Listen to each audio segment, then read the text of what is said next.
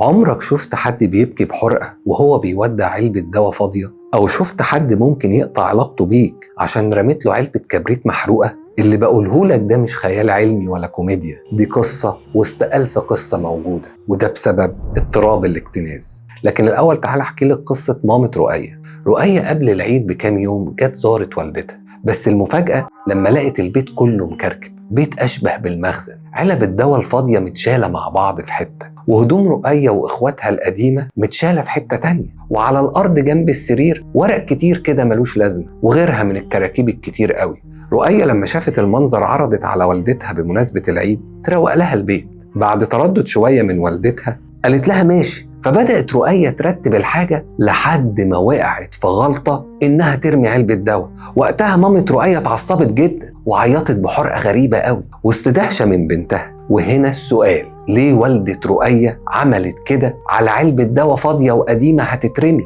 لأن بالنسبة لوالدة رؤية دي مش مجرد علبة دواء، دي الأمان والدفى اللي عايشة عليه. لكن لما الاكتناز يزيد عن حده زي ما والدة رؤية حولت بيتها كله المخزن، يبقى ده مش اكتناز عادي، ده اضطراب خطير محتاج وقفة.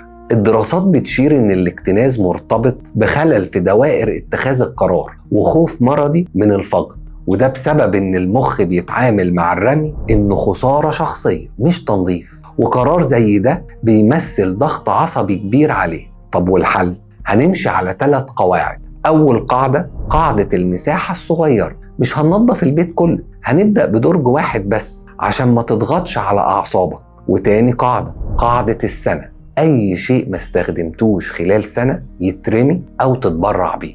وتالت قاعدة، قاعدة ال3 صناديق، كل صندوق عليه اسم من دول، احتفظ، تبرع، ارمي، وابدأ صنف الحاجة اللي عندك بناء عليه. يبقى كده منك بتحتفظ بحاجات مكافأة ليك، ومنها بتتخلص من حاجات ملهاش أي لازمة. ورابع حاجة هي الدعم العلاجي، لو كل ده ما جابش معاك نتيجة فأفضل علاج متخصص للاكتناز هو الCBT.